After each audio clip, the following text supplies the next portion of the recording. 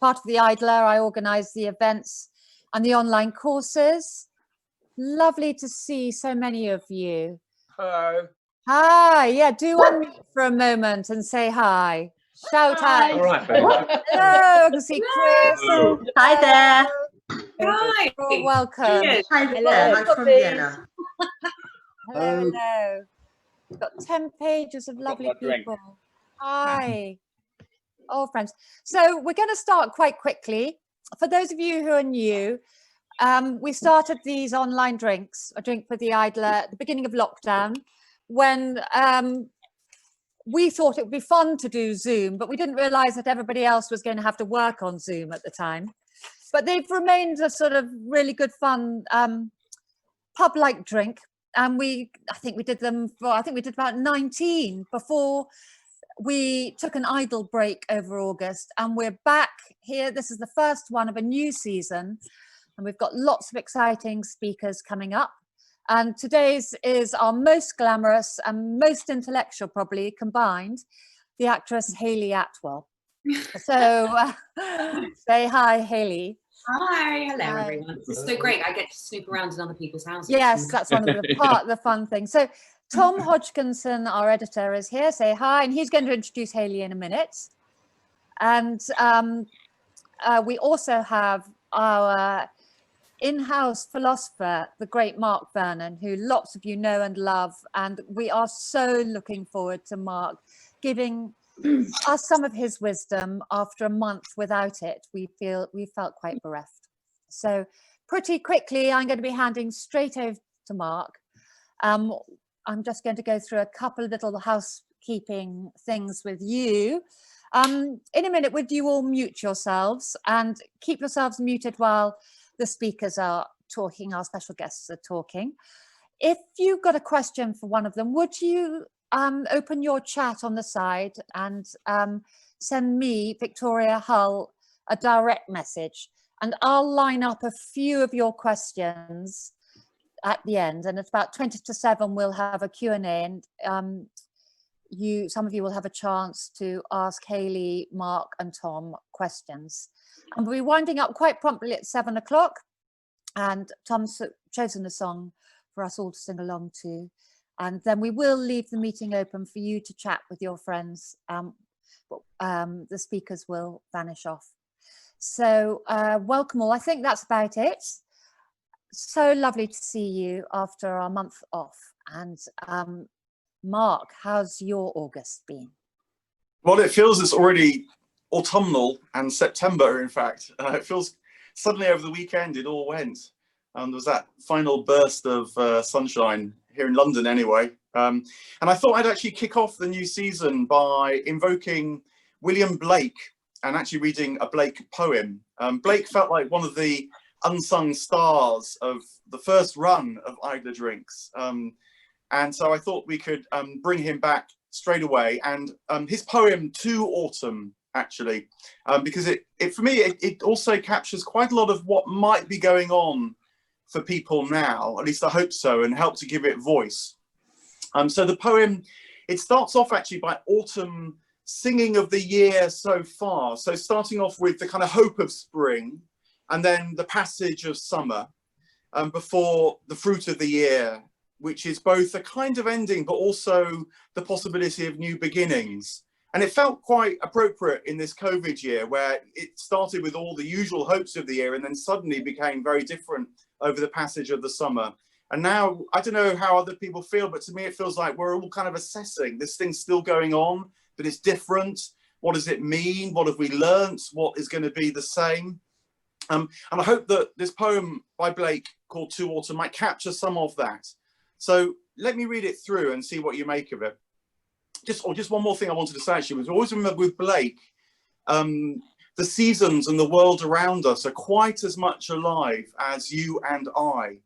They have a consciousness, they have a sense of vitality which is active. And so I think part of the reason why it's called To Autumn is that it's trying to invoke the season to become part of what's happening in the seasonal change as well as what's happening with us. And so that extra energy around us, if you like, can help us at this time of year and make sense of it. So he's really calling on autumn to help at this time of year, which is, I hope, part of what it can help with our new Idler Drinks run. Anyway, look, here's the poem, To Autumn by William Blake. O autumn, laden with fruit and stained with the blood of the grape, pass not, but sit beneath my shady roof. There thou mayest rest and tune thy jolly voice to my fresh pipe, and all the daughters of the year shall dance. Sing now the lusty song of fruits and flowers. And autumn sings. The narrow bud opens her beauties to the sun, and love runs in her thrilling veins. Blossoms hang round the brows of morning, and flourish down the bright cheek of modest eve, till clustering summer breaks forth into singing, and feathered clouds strew flowers around her head. The spirits of the air live on the smells of fruit, and joy with pinions light roves round the gardens, or sits singing in the trees. Thus sang the jolly autumn as he sat, then rose, girded himself, and o'er the bleak hills fled from our sight, but left his golden load. So, I don't know, September felt to me quite like that. We've had the spring with the fruits, we've had the summer and the feathered clouds, and now autumn's sitting around us, tuning in with our pipe, if you like. But we know that he's going to flee too over the hills. But for now, we have something of his golden life to draw on. So, you know, this time is an ending, but it's also the struggle to find a new beginning. I've got friends who are debating heavily whether or not to send their children back to school. You know, on the one hand, of course, it's good, necessary for their kids, but they're worried.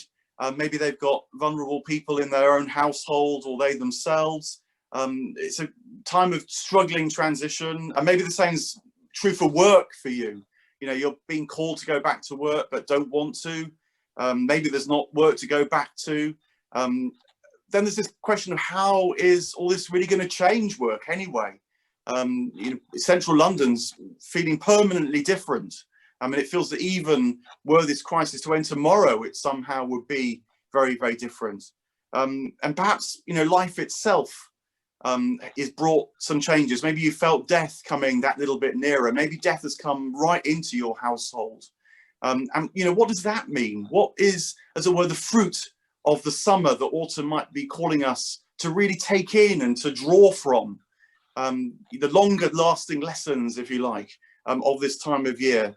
A lot of those questions feel to me like they're round and about. I'm not going to pretend to be able to answer them, but I think what autumn does bring, as I was suggesting with Blake, is it brings a kind of energy, if we can tune into the light, you know, the low sun, that actually is in a way much friendlier than the summer sun that is as likely to burn us and make us feel sort of blasted as it is to really feed us. The low sun of the shorter evenings can be rather wonderful, as well as helping us to close in on ourselves a bit and try and take in the lessons of the year.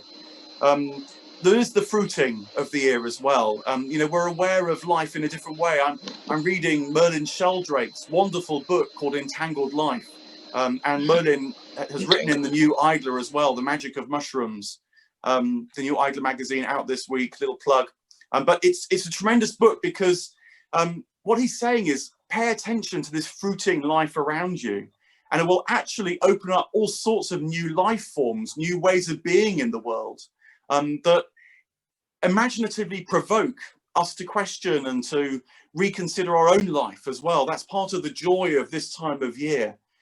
So autumn, you know, has things to help for us. And with Blake, struggle and even despair, crisis is always a turning point, because what Blake realizes is that if we can tolerate and bear what feels difficult, it can become a threshold and a doorway that opens up into new life and new possibilities.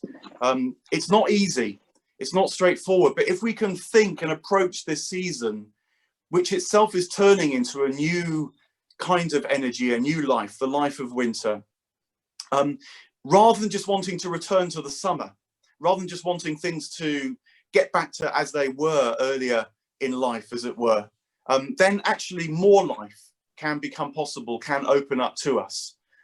So I hope that might resonate with some of where you're at. I certainly believe powerfully in evoking William Blake. He's been a bit of a guiding light for our Idler drinks. I think we love him here at the Idler. He wants us to feel there's life around and about. It's not just us stuck in our own lives. And autumn has its own quality of life, which can feel like an ending, but it's also a new beginning. Tom, well, that's a wonderfully, Mark, thanks so much. That's such a beautiful thought, because Victoria and I actually got back from holiday this morning from Puglia in southern Italy, and walked out onto Uxbridge Road and just, I guess, felt assaulted by the, the gloom of London. So that's a lovely thought. I can see lots of people are enjoying that thought down in the chat room, and I can see we got people from all over the place, from Brazil, loads of people from the States. So thanks so much for coming along to be with us for our chat with Hayley Atwell. Now, Hayley, could you just give us a big wave and say hi? Hello. Welcome. And you're in a lovely room. Now, tell us about your room, because you've been doing, that's kind of like your own work, isn't it? Yeah, so we're at the top of my house. This is where I do all my idling up here.